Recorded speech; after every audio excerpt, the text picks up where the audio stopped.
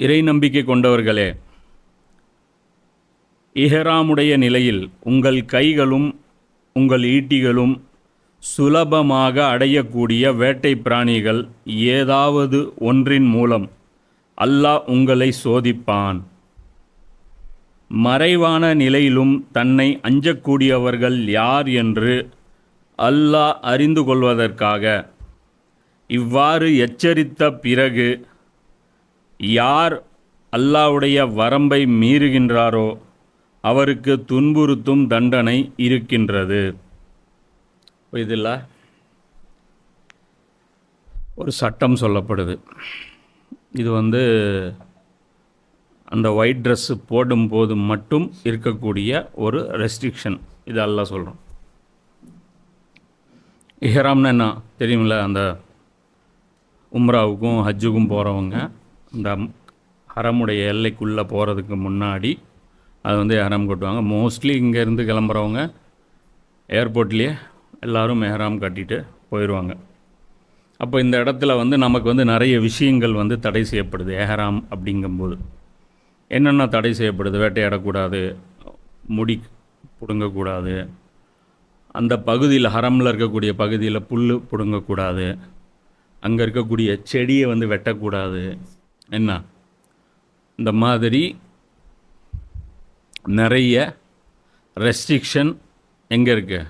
ஹஜ்ஜுக்கும் உம்ராவுக்கும் போகிறவங்களுக்கு அந்த இடத்துல இருக்குது.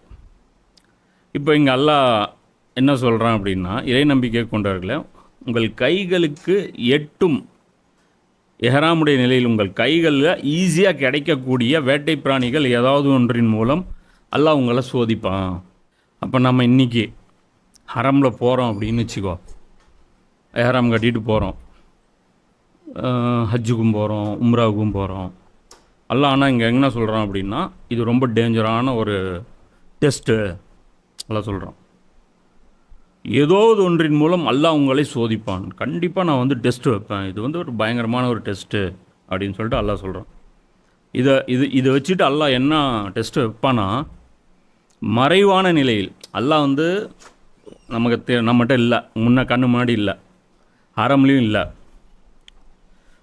யார் என்ன பயந்து இந்த வேட்டை பிராணிகளை வேட்டையாடாமல் இருக்காங்க அப்படின்னு சொல்லிட்டு அல்லாஹ் டெஸ்ட்டு பண்ணுவான்.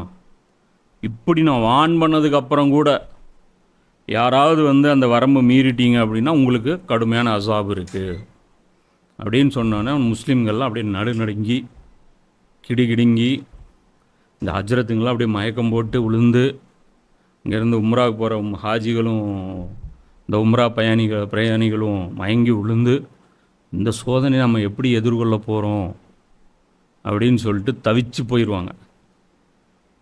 அப்படி தானே?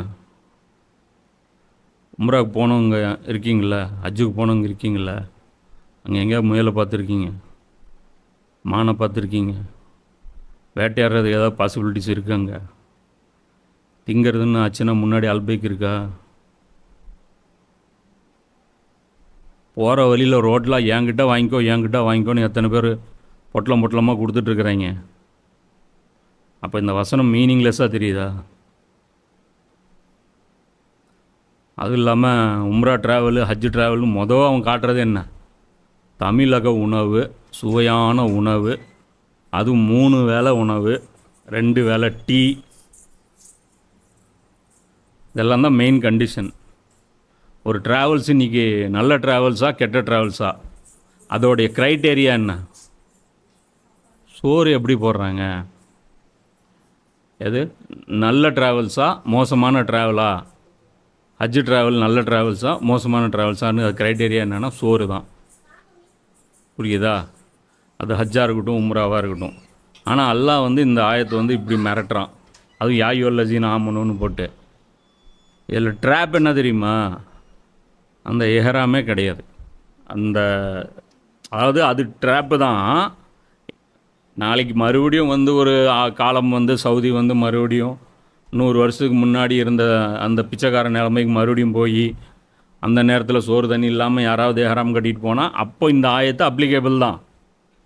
அன்றைக்கும் அப்ளிகேபிள் தான். அதுக்கு முன்னாடி இப்போ ஒரு 1300 வருஷத்துக்கு அதுக்கு அப்ளிகேபிள் தான். ஆனால் இன்றைக்கி இந்த ஆயத்து மீனிங்லெஸ்ஸாக தெரியுது.